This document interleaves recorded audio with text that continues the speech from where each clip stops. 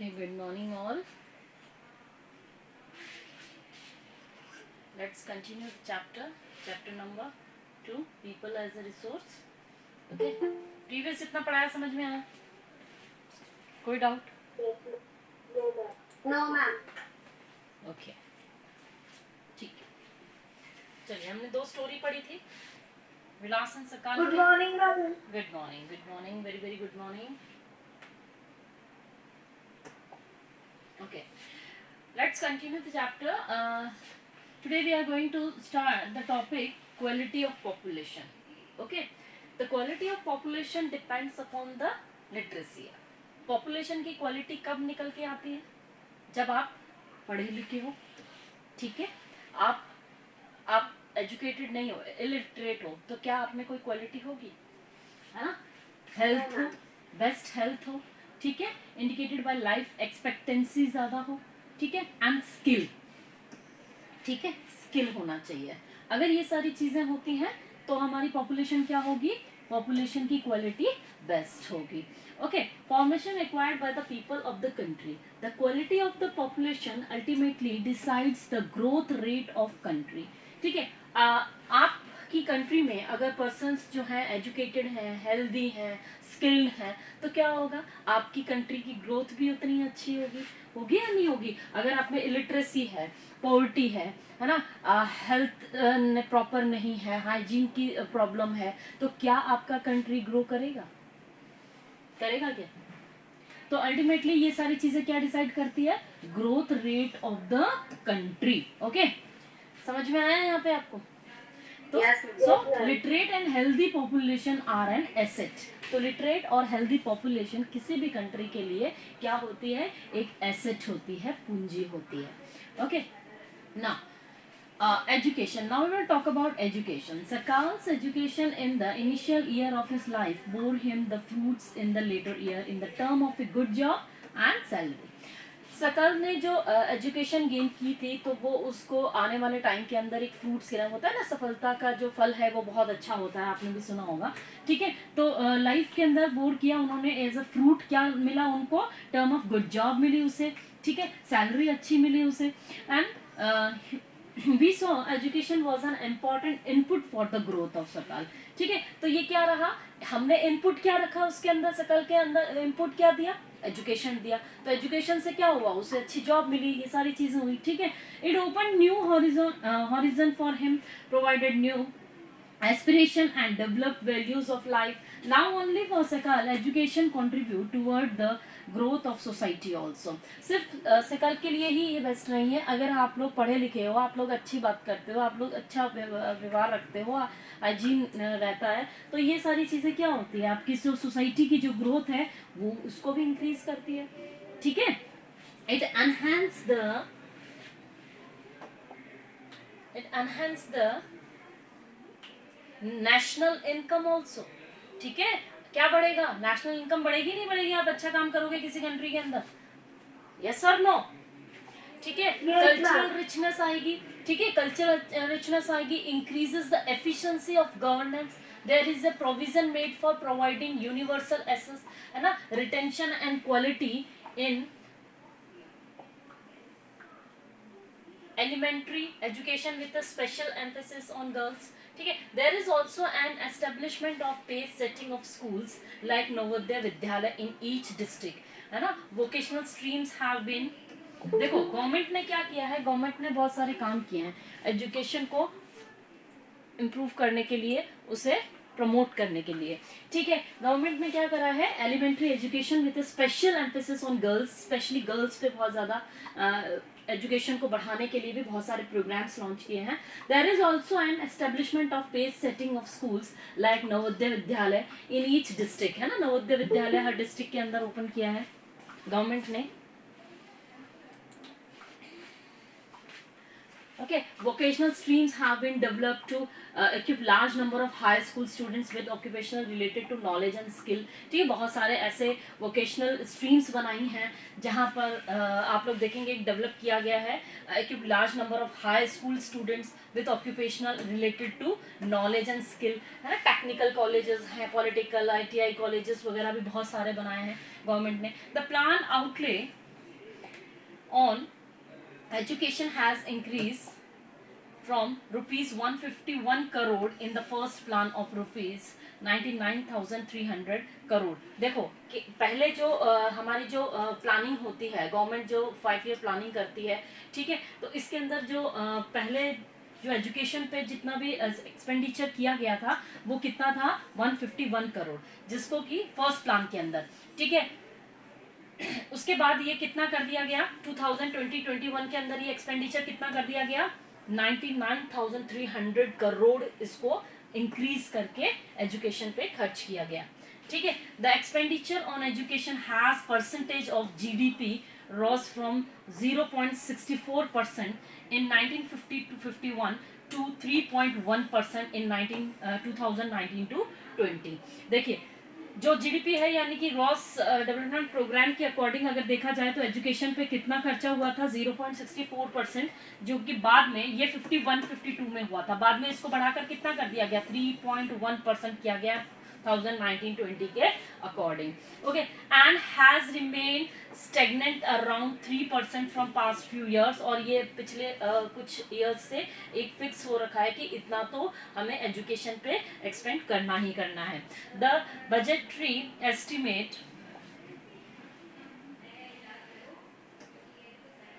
देखो इससे भी आपको पता चल जाएगा. ये आपको एक ग्राफ दे रखा है आपकी बुक के अंदर, इसे देखिए.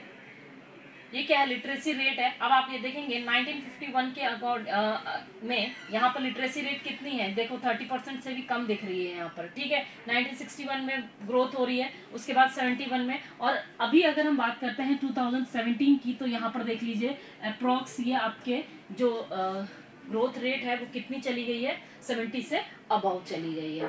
ठीक है. तो इससे आपको पता चल रहा है एजुकेशन कितना इम्प्रूव हुआ है कंट्री के अंदर. Yes ma'am, yes ma'am. ठीक है. Now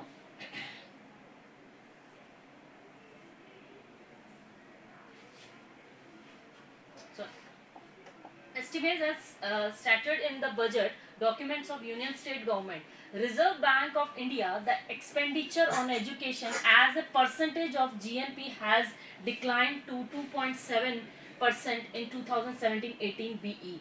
The literacy rate have increased from 18% in 1951 to 85% in 2017. देखिए अभी मैंने आपको ग्राफ दिखाया कि यहाँ पर कितना आ रहा है आपका लिटरेसी रेट जो है वो इंक्रीज हुआ है. 1951 के अंदर लिटरेसी रेट सिर्फ 18% था, अब ये कितना हो गया है 85% हो गया है इन द 2017 के according. Literacy is not only a right, it is also needed if the citizens are to perform their duties and enjoy their rights properly.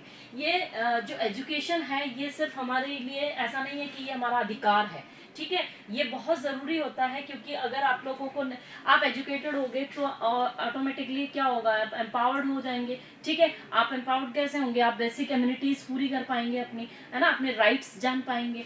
तो इसकी वजह से क्या ज़रूरी है, सबसे पहले हम हमारी ड्यूटीज को करें, एंजॉय करें, है ना, हमारे राइट्स को प्रॉपरली एंजॉय करें. तो इसके लिए किसकी जरूरत होती है, लिटरेसी की जरूरत होती है. सो पढ़ा लिखा होना बहुत जरूरी है. So how were a vast differences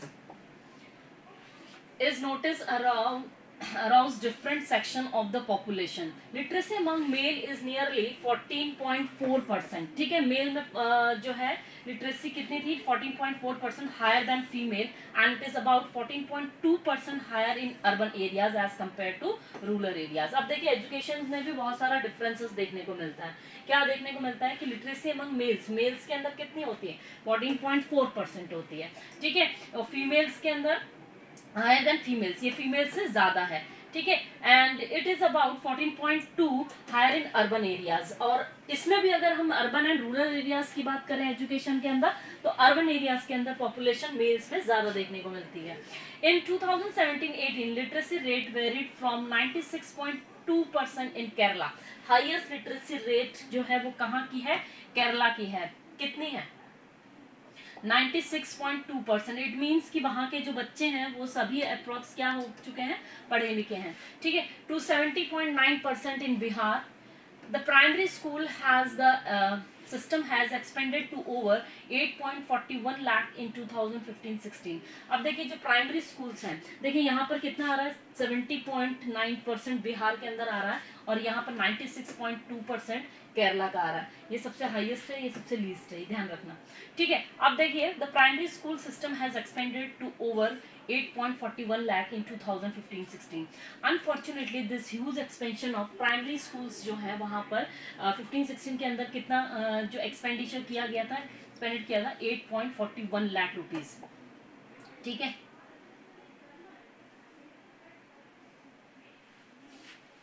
अब देखिए यहाँ पर एक टेबल दे रखी है, इसमें क्या लिखा है कि 1951 में नंबर ऑफ कॉलेजेस कितने थे, 750 थे। नंबर ऑफ यूनिवर्सिटीज ओनली 30 थी। स्टूडेंट्स कितने थे, 2063,000, ठीक है, 2,63,000 थे। And teachers in university and college 24,000 approx थे, ठीक है। अब यही बढ़कर कितने हो गए हैं, देखिए 18-19 की अगर हम बात करें, 18-19 की अगर हम बात करें तो उसमें कितना हो गया है आपके नंबर ऑफ कॉलेजेस 39। देखिए 750 से डायरेक्ट 39,931, 993 यूनिवर्सिटीज हैं। पहले कितनी थी, ओनली 30 यूनिवर्सिटीज थी, ठीक है। अब देखिए स्टूडेंट्स कितने हो गए हैं यहाँ पर कॉलेज में, टीचर्स कितने हैं यूनिवर्सिटीज के अंदर। तो ये जो डेटा है ये हमें बताता है कि हमने कितना प्रोग्रेस किया है। अब देखिए school has been united by the poor quality of schooling and high drop outs rate, ठीक है। बहुत सारे जो रूरल एरियाज हैं वहां से हम लोगों को क्या देखने को मिलता है कि पुअर क्वालिटी ऑफ स्कूलिंग है, स्कूल्स की कंडीशंस अच्छी नहीं है, हाई ड्रॉप आउट्स देखने को मिलता है। आप देखते हैं कि गांव के अंदर गर्ल्स जो हैं उनको पढ़ने नहीं भेजा जाता है, या बाहर स्कूल है तो वहां से फिर उनको ड्रॉप आउट करा दिया जाता है, ठीक है। लेकिन सर्व शिक्षा अभियान is a significant step towards providing elementary education to all children in age group of 6 to 14 years by 2010, ठीक है। 2010 के अंदर सर्व शिक्षा अभियान स्टार्ट किया गया था। इसमें क्या था बेटा कि 6 to 14 years के जो बच्चे हैं, है ना, इनको फ्री एजुकेशन दी गई थी। यस, व्हाट हैपन, कुछ प्रॉब्लम है बेटा, कोई question? I'm not able to see the message which you have brought. किसी को कुछ पूछना है? Is there any doubt, students? Okay. It is a time-bound initiative of the central government. ये एक सेंट्रल गवर्नमेंट के थ्रू ये चलाया गया था, ठीक है, in partnership with the state, ठीक है। ये पार्टनरशिप यानी कि स्टेट गवर्नमेंट और सेंट्रल गवर्नमेंट की पार्टनरशिप से इसको चलाया गया था। The local government and the community for achieving the goal of universalisation of elementary education allow. ये इसका क्या एम था, इसका एम था कि हमें क्या करना है, पूरे लोगों को यानी कि जितने भी बच्चे हैं उनको सबको क्या करना है, पढ़ा लिखा बनाना है, ठीक है। एजुकेशन को ज्यादा से ज्यादा spread out करना है। Along with it, bridge crosses and back to school camps have been initiated to increase the enrollment in elementary education. Midday meal scheme has been implemented to encourage attendance and retention of children and improve their nutritional status. गांव के अंदर लोगों में क्या होता है कि नहीं स्कूल नहीं जाएगा हमारा बच्चा, खेतों पे काम कौन करेगा, खाना क्या खाएंगे। लोगों से पूछा जाता था आप बच्चों को क्यों नहीं स्कूल भेजते हो, तो क्या बोल दिया जाता था कि अगर ये स्कूल चला जाएगा तो हम क्या खाएंगे। तो अब क्या कर दिया गवर्नमेंट ने, मिड डे मील चला दिया, ठीक है। मिड डे मील चला दिया गया यानी कि एक टाइम का खाना स्कूल में ही दे दिया गया। तो इससे क्या हो गया, अटेंडेंस इम्प्रूव हो गई, ठीक है। ये सारी चीजें थी वो क्यों की गई, ताकि जो हमारा एजुकेशन लेवल है उसको ज्यादा से ज्यादा इम्प्रूव किया जाए, ठीक है। इसके अलावा वहां का जो न्यूट्रिशनल स्टेटस है उसे भी इम्प्रूव किया जाए। These policies could add to the literate population of India, ठीक है। यानी कि इन पॉलिसी से क्या हो गया, हमारी जो लिटरेट पॉपुलेशन है वो ज्यादा होगी। अब देखिए इसकी वजह से क्या होता है, the gross enrollment ratio GER in higher education in age group of 18 to 23 year is 26.3% इन 18-19। अब देखिए, अब तक तो हमने क्या बात करी, प्राइमरी स्कूल की बात करी, क्या सिचुएशन थी क्या नहीं थी, उसके लिए गवर्नमेंट ने क्या पॉलिसीज चलाई। अब हम बात करते हैं the gross enrolment ratio in higher education की। अगर हम बात करें यानी कि 18 to 23 ईयर्स के जो बच्चे हैं वो कितने थे, 6.3% in 18-19, which would be broadly in line with world average. ठीक है, the strategy focused on increasing access quality, adoption of state specific curriculum modification. अब क्या हो गया, इन सारी चीज़ों को मॉडिफाई किया गया है। ठीक है, इन जो क्वालिटी है उसको इम्प्रूव करने के लिए, एजुकेशन की क्वालिटी को इम्प्रूव करने के लिए, लोगों के जो स्किल्स को इम्प्रूव करने के लिए हमने क्या किया है, एजुकेशन को मॉडिफाई किया है। ठीक है, vocationalisation and networking on the use of information technology, there is also focus on distance education. ठीक है, और तो और हम लोगों ने क्या किया, डिस्टेंस, ज़्यादा से ज़्यादा लोग पढ़े लिखे हों, स्किल्ड हों, ट्रेंड हो, उसकी वजह से हमने डिस्टेंस एजुकेशन को भी काफ़ी इम्प्रूव किया है। ठीक है, convergence for formal, non formal, distance and IT education institutions को भी आगे बढ़ाया है। ठीक है, ओके मैम। अब देखिए, ओवर द पास्ट 60 ईयर्स, पिछले 60 सालों में there has been a significant growth in the number of universities and institutions of higher learning of specialized area। अभी मैंने आपको एक टेबल दिखाई थी, उसके अंदर आपने देखा यूनिवर्सिटीज कितनी ज़्यादा बढ़ गई है, टीचर्स कितने ज़्यादा बढ़ गए हैं। ठीक है, स्कूल्स हैं, यूनिवर्सिटीज़ हैं। तो पिछले 60 सालों के अंदर हम लोगों ने क्या किया है, जब इंडिपेंडेंस हुआ इंडिया, उसके बाद हम लोगों ने एजुकेशन को ज़्यादा से ज़्यादा इम्प्रूव करने के लिए बहुत सारे यूनिवर्सिटीज़ जो हैं उसको स्टेब्लिश किया है, इंस्टीट्यूशंस को स्टेब्लिश किया है हायर एजुकेशन को स्पेशलाइज्ड करने के लिए। ठीक है, let us read the table to see the increase in the number of college, universities, enrolment and student and recruitment of teachers from 1951 to 2018-19। अभी मैंने आपको एक टेबल दिखाई थी नीचे, ये देखिए, इसमें क्या दिखाया गया कि आपके कॉलेजेस कितने हैं, यूनिवर्सिटीज कितनी हैं, उसमें स्टूडेंट्स कितने थे, है ना, उसके अलावा teachers in university and colleges कितने हैं। तो ये सारी चीजें क्या हुई हैं, इंक्रीज हुई हैं, नहीं हुई हैं, दिख रहा है आपको?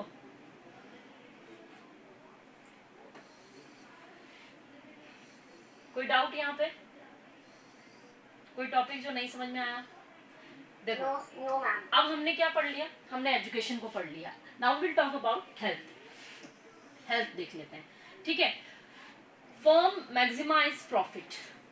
Do you think any firm would be induced to employ people who might not work efficiency as healthy worker because of ill health? अगर आप ये देखेंगे कि कोई भी फर्म है ना, वहाँ पर वो पढ़ा है, अगर उसमें कोई भी हेल्दी पर्सन है वो वर्क करता है तो क्या होगा, प्रोडक्शन अच्छा होगा या नहीं होगा? अगर कोई अनहेल्दी पर्सन वहाँ काम करता है तो क्या प्रोडक्शन अच्छा होगा?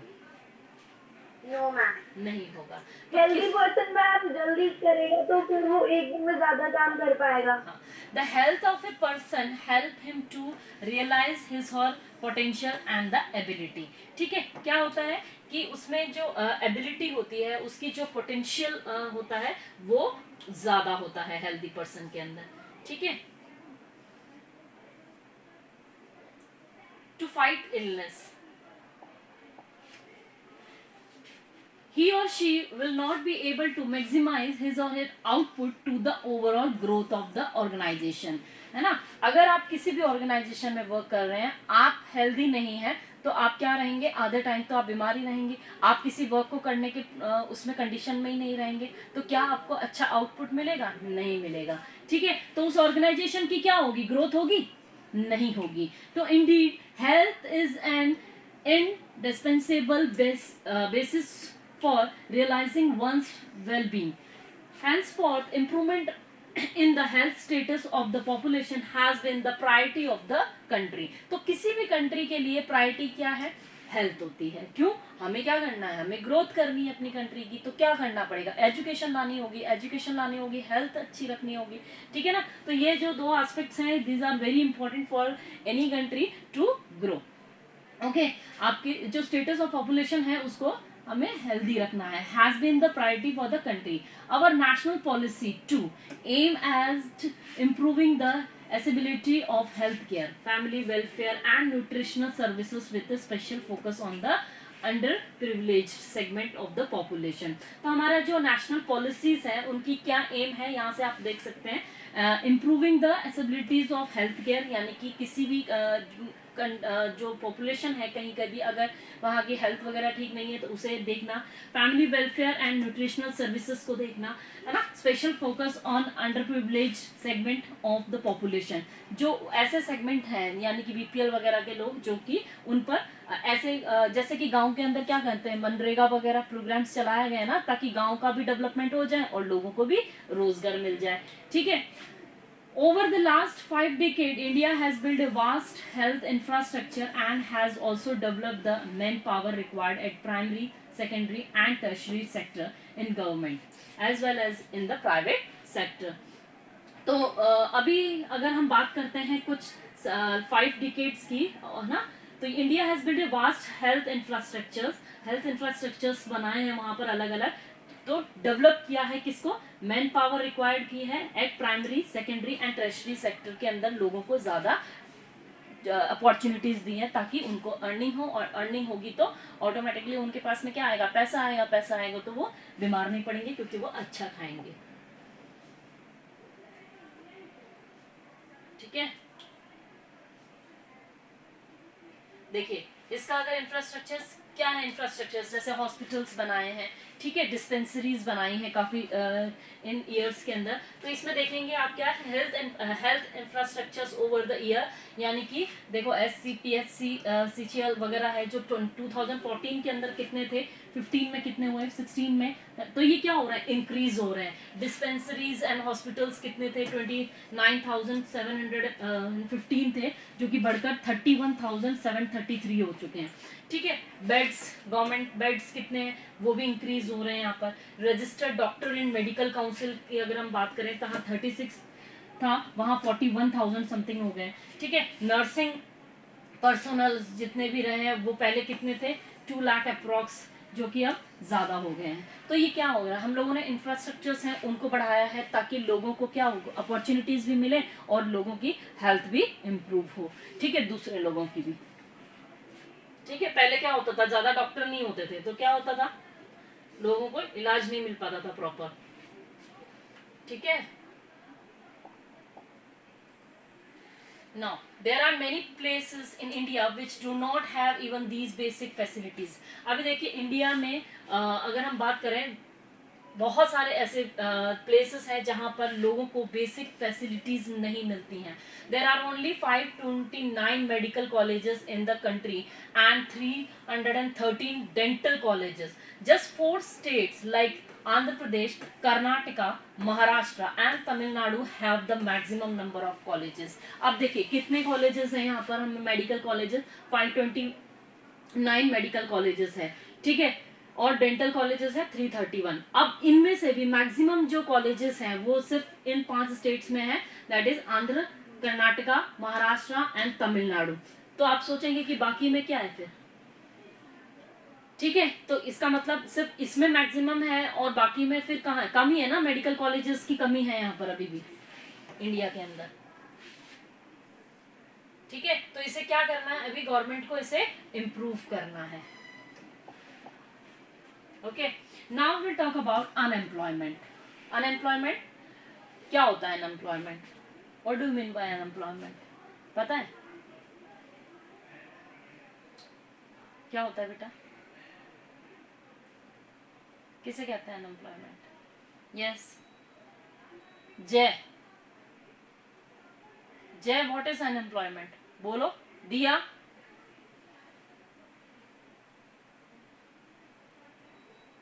are you able to hear me? Diya, my voice is audible or not, just tell me. Diya, Ma'am, you are audible. then why are you not giving answer? Huh? What do you mean by unemployment? Ma'am, unemployment means मतलब when someone does not have job Yes. and does not has any source of income. Yes, very good. Then why are you? बीच में थोड़ी सी बीच में 2 minute के लिए मेरा connection चला गया था, तो मेरे को स्क्रीन भी नहीं दिख रही थी, तो इसलिए मैं बोल नहीं पा रही थी। अभी आवाज आ रही है। Okay, unemployed in the sense when we don't have any job, okay, or we don't have any opportunity to gain earning. Okay, very good, beta. So unemployment. Sakal's mother Sheila looked after the domestic chores. Sheila's जो mother है Sakal's की, शीला, वो क्या करती है, domestic chores करती है, घर का काम वगैरह करती हैं. Children help her husband Buta in the field, और उसके जो हस्बैंड है बूटा वो फील्ड में काम करते हैं. Sakal's brother Jeetu and sister, है ना, ब्रदर है जीतू और sister Seetu, spend their time playing and roaming, और उसके जो भाई बहन है सिबलिंग्स हैं, they are spending their time in playing only. Okay, so you can call Sheela और जीतू और सीतू अनएम्प्लॉयड, है ना. क्या आप इसको अनएम्प्लॉयड कहेंगे? If not then why? ठीक है, बताइए. अनएम्प्लॉयड है ये, एक एज भी तो होती है बेटा, अभी तो वो बच्चे हैं, क्या काम करेंगे, ठीक है, उसको भी देखना होता है. ऐसा नहीं है कि बस आपकी एज नहीं है और आपको काम करना ही है. तो unemployed is said to exist when people who are willing to work at the going wages can not find the job. Unemployment किसे कहते हैं? जब हम जॉब करना चाह रहे हैं लेकिन हमारे पास में क्या नहीं है, कोई अपॉर्चुनिटीज नहीं आती है. अभी वो स्टूडेंट हैं, बच्चे हैं, उनका टाइम ही खेलने का है, वो किसी तरीके की जॉब नहीं कर रहे हैं, ठीक है, तो वो क्या अनएम्प्लॉयड कहलाएंगे? नहीं, वो अनएम्प्लॉयड नहीं कहलाएंगे. क्यों? क्योंकि वो जॉब ही नहीं करना चाहते हैं. हम अनएम्प्लॉयड कब कहलाते हैं? जब हम विलिंगली जॉब करना चाहते हैं लेकिन हमें जॉब नहीं मिलती. ठीक है. Sheela is not interested in working outside. Okay, और शीला जो है वो भी इंटरेस्टेड नहीं है बाहर काम करने के. तो इसको क्या कहेंगे फिर? अनएम्प्लॉयमेंट नहीं कहेंगे. Okay, domestic domain. Jeetu and Seetu are too small to be counted in the work force population. और जीतू और जो सीतू है वो भी अभी क्या है, बच्चे हैं, इनको भी हम वर्किंग पॉपुलेशन में काउंट नहीं करते हैं. ठीक है. In the workforce population, neither Jeetu, Setu or Sheila can be counted as an unemployed. The workforce population included people from 15 years to 59 years. Working population हमारी कौन सी years की होती है? 15 to 59 years के जो बच्चे होते हैं या जो peoples होते हैं उन्हें हम क्या कहते हैं? वर्किंग पॉपुलेशन कहते हैं. वर्किंग पॉपुलेशन क्यों कहते हैं? बिकॉज ये जो पॉपुलेशन होती है ये इंगेज होती है वर्क में. Okay. Sakal's brother and sister do not fall within this age group, so they cannot be called unemployed. अब देखिए सकल्स के जो ब्रदर और सिस्टर जो भी हैं वो अभी उस ग्रुप में इन्वॉल्व ही नहीं है, यानी कि वो अभी क्या है, 15 ईयर्स से कम है, तो हम लोग उसको अनएम्प्लॉयड नहीं कह सकते. ठीक है. Sakal's mother Sheela work for the family. और सकल्स की जो मदर है वो किसके लिए काम कर रही है? अपनी फैमिली के लिए काम कर रही है. She is not willing to work outside her domestic domain for payment. अब वो जो है वो बाहर जाके काम करना ही नहीं चाहती है, विलिंगनेस नहीं है उनके अंदर, यानी कि पेमेंट के लिए वो काम नहीं करना चाहती, तो हम उनको भी अनएम्प्लॉयड नहीं बोलेंगे. She too can not be called unemployed. ठीक है. अब देखिए सकल्स grand parents cannot be called unemployed. अब इसके जो ग्रैंड पेरेंट है ना, वो भी अनएम्प्लॉयड नहीं कहलाएंगे. क्यों नहीं कहलाएंगे? In case of India we have unemployment in rural and urban areas. अगर हम इंडिया की बात करें तो यहाँ पर अनएम्प्लॉयमेंट बहुत सारा रूरल में भी देखने को मिलता है, अर्बन एरियाज में भी देखने को मिलता है बहुत ज्यादा. However the nature of unemployment different in rural and urban areas. लेकिन अगर हम बात कर रहे हैं कि जो नेचर है अनएम्प्लॉयमेंट का वो रूरल और अर्बन एरियाज में काफी डिफरेंस होता है. देखिए कैसे होता है. In case of rural area there is seasonal and distinguished unemployment. Seasonal unemployment देखने को मिलता है क्योंकि 3-4 महीने हमने खेती करी, बाकी कोई काम नहीं है, तो हम लोग क्या कहलाएंगे? दैट इज सीजनल अनएम्प्लॉयमेंट कहलाता है. ठीक है. क्योंकि कुछ टाइम पीरियड तक ही हमारे पास में क्या रहता है? वर्क रहता है. अर्बन एरिया है मोस्टली एजुकेटेड अनएम्प्लॉयड. ठीक है. अर्बन एरियाज के अंदर भी बहुत ज्यादा अगर हम देखेंगे तो एजुकेटेड अनएम्प्लॉयमेंट देखने को मिलती है. शहरों के अंदर हम क्या देखते हैं कि पढ़े लिखे तो होते हैं लेकिन उनके पास जॉब नहीं होती है. इंडिया की अगर हम बात करें तो 25% पीपल्स के पास ही जॉब है। जो 75% इंडिया की जो पॉपुलेशन है दैट इज अनएम्प्लॉयड और engaged in other centre, okay, sector, ठीक है। 75% अगर हम बात करें पॉपुलेशन की तो वो किस में है, अदर सेक्टर में इन्वॉल्व है। Only and only 25% are get job in India, अगर हम बात करते हैं अपने इंडिया की तो, ठीक है। Seasonal unemployment happens when people are not able to find jobs during some month of the year. जैसे कि मैंने अभी आपको बताया कि कुछ महीने काम करते हैं, खेती करते हैं, उसके बाद में उनके पास कोई काम नहीं रहता। People depend upon agriculture usually face such kind of problems, ठीक है। there are certain busy seasons when sowing, harvesting, weeding and threshing is done, ठीक है। अब कुछ टाइम ऐसा आता है जब बीज वगैरह बोते हैं या कटाई वगैरह होती है या कुछ और चीजें जो होती हैं, उस टाइम तो उनके पास जॉब रहती है, रिमेनिंग टाइम उनके पास जॉब नहीं रहती है। Certain months do not provide much work to people dependent on agriculture. In case of distinguished unemployment, people appear to be employed. They have agriculture plot where they find work. ठीक है। In case of distinguished unemployment, people appear to be employed. They have agriculture plot where they find work. अब देखो उनके अलावा भी क्या होता है कि कुछ लोग होते हैं जिनके पास इंडिविजुअल अपने प्लॉट्स होते हैं या फार्म होते हैं, तो वहां पर वो लोग क्या करते हैं, एम्प्लॉयमेंट करते हैं, यानी कि लोगों को एक तरह से वेजेस के रूप में वहां पर रखा जाता है, वहां पर लोग जो है वो काम करते हैं। This usually happens among family members engaged in agriculture activity. The work required the service of 5 people but engage 8 people. अब लेकिन यहाँ पर क्या होता है कि यहाँ पर सिर्फ 5 पीपल्स की जरूरत होती है, जहाँ पर 8 पीपल वर्क कर रहे होते हैं। तो ये भी क्या अनएम्प्लॉयमेंट का ही एक पार्ट हो गया, क्योंकि वहां पर एक फर्म है, वहां पर जनरली फैमिली वर्क करती है, ठीक है। अब वहां पे फैमिली वर्क करती है, जहां पर सिर्फ 2 मेंबर्स की जरूरत है या 5 मेंबर्स की जरूरत है, वहां 8 मेंबर्स काम कर रहे हैं, तो रिमेनिंग जो पर्सन है वो क्या है, रिमेनिंग पर्सन वहां पे क्या हो गया, अनएम्प्लॉयड हो गए ना। जब जरूरत ही नहीं है उनकी लेकिन वो वहां पे काम कर रहे हैं, तो वो क्या हो गया, वहां पर अनएम्प्लॉयड है, ठीक है।